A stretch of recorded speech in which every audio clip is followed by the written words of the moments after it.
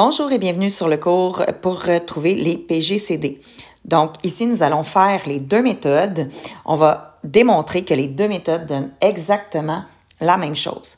Donc dans la première, en fait, la consigne, c'est de trouver le PGCD, donc le plus grand commun diviseur de trois chiffres, donc de 60, 36 et 42. La première méthode consiste à faire une liste, donc la liste de tous les diviseurs de chacun des nombres. Si jamais tu as de la difficulté à trouver les diviseurs, il faudrait que tu aies vérifié la vidéo ou la réécouter, en fait, pour savoir c'est quoi un diviseur. Donc, dans le cas de 60, je peux faire 1 fois 60 qui donne 60. Je m'en vais après au 2, ça donne 30. Au 3, ça donne 20. Au 4, ça donne 15. 5, ça donne 12. Et 6, ça donne 10. Donc, nous avons ici la totalité de tous les diviseurs de 60. Maintenant, on est rendu au diviseur de 36. Donc, même chose. Ce que je vais aller faire, c'est que je vais aller faire le plus petit et le plus grand, puis je vais aller remplir les espaces entre. Donc, 1 fois 36 donne 36. 2 fois 18 donne 36. 3 fois 12 donne 36. 4 fois 9 donne 36. Et 5, ça ne se divise pas, mais le 6 se multiplie par 6. Donc, je ne vais pas l'écrire deux fois, seulement 6 fois 6 donne 36. Pour ce qui est maintenant de 42, je vais faire la même chose. Donc, 1 fois 42. 2 fois 21. Donc, 2 fois 21. 42 divisé par 3, ça va donner 14. Maintenant, 4. 4, ça ne se multiplie. En fait, 42 ne se divise pas par 4. Ensuite, 5, non. 6, 6 fois 7. Donc, 6 et le 7 va donner 42. Et nous avons la totalité de la liste des diviseurs de 42. Ce que nous avons ici, c'est tous les diviseurs de 60, 36 et 42. Mais là, ce qu'on veut, c'est le plus grand.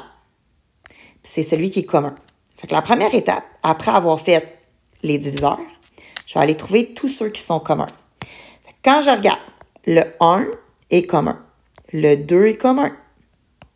Je continue. Le 3 aussi est commun. Le 4 n'est pas commun au 3. Le 5 non plus. Le 6, oui.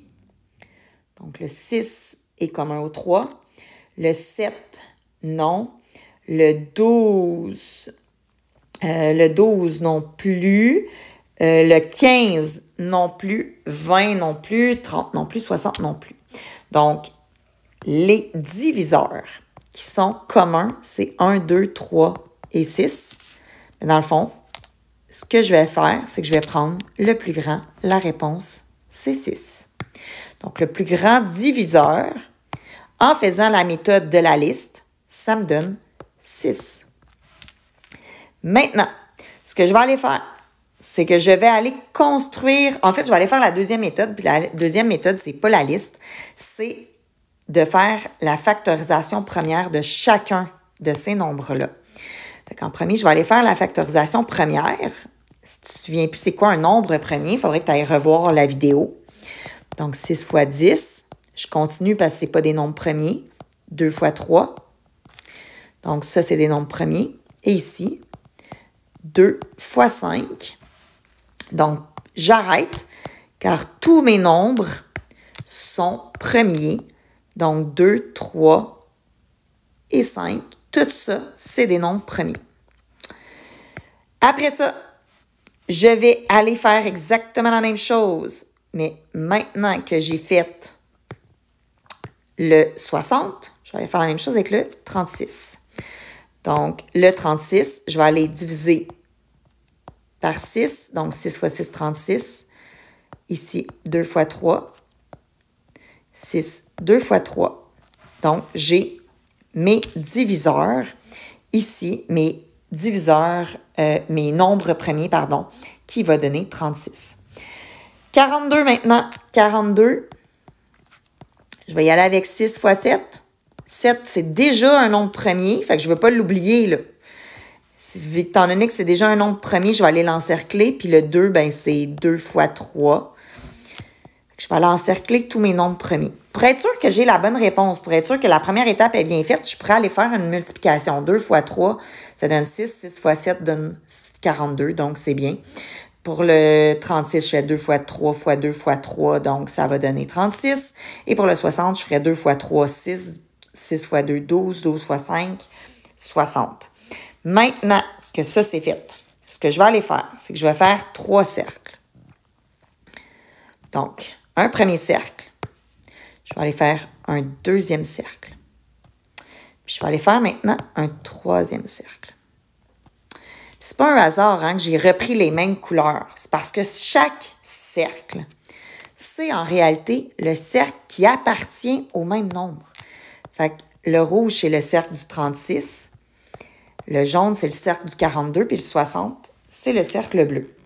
Ce que je dois aller faire, je dois aller mettre tous les nombres premiers. Je dois aller les mettre à quelque part. Donc, à chaque fois que je vais avoir un nombre premier, je vais devoir le barrer.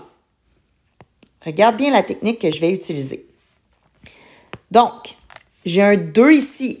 Ce 2-là se répète ici et se répète ici. Donc, j'ai un 2 que je vais aller mettre dans la partie commune. Est-ce que tu vois que cette partie-là, elle est commune au 60, au cercle bleu, au cercle rouge et au cercle jaune? Donc, c'est pour ça que je l'ai mis dans la partie du milieu. Je fais la même chose avec, en fait, je veux tous les nombres qui sont des nombres premiers, je vais aller les insérer. Donc, 3, 3, j'ai un 3. Donc, ici, j'ai un 3 que je remets dans la partie commune. Ici, j'ai un 2. J'ai un 2 ici, mais j'ai pas de 2 dans mon... J'ai pas de 2 jaunes. Si je n'ai pas de 2 jaunes, je vais aller mettre un 2 dans la partie commune, mais commune au bleu et au rouge. Donc, au 60 et au 36. Je continue. Je veux que tous mes chiffres soient barrés, tous mes nombres premiers soient barrés. 5. Je vais aller le mettre juste dans le 60. Pourquoi? Parce qu'il n'y en a aucun autre 5 ailleurs. Je vais aller mettre maintenant un 3 dans la partie seule, dans la partie isolée du 36. Puis je vais aller mettre un 7 ici. Lorsque je veux calculer le PGCD, je veux trouver le plus grand commun diviseur. Ça va être de multiplier la partie qui est seulement commune. Donc, tous les chiffres qui sont dans la partie commune au 3, je vais aller les multiplier. 2 fois 3 donne 6. Ce que tu peux voir, c'est que peu importe la façon que tu vas utiliser, bien, évidemment, ça sera le même PGCD, le même plus grand commun diviseur. Pour ce qui est de à l'examen, on pourrait te demander, trouve-moi le PGCD de 60, 36 ou 42. Mais on pourrait aussi te poser ça dans un problème. Le genre de problème qui serait posé, donc ça serait par exemple, j'ai 60 bonbons à la fraise, j'ai 36 bonbons à la cerise,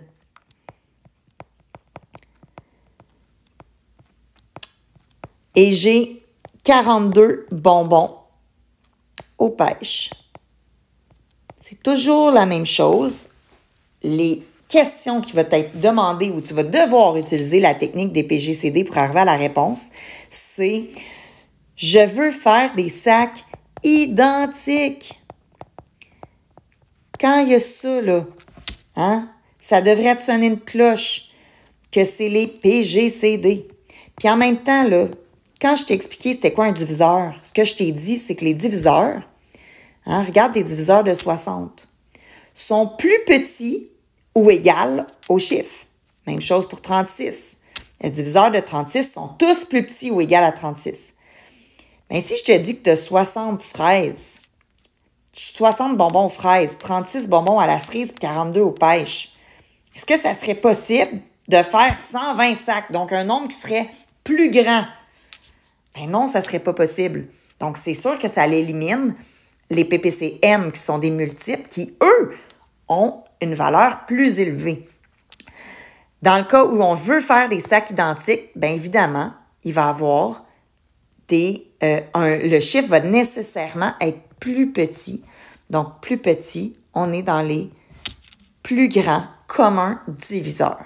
J'espère que ça t'aide. Je sais que ça va être mélangeant, peut-être au début de faire des numéros PGCD, PPCM.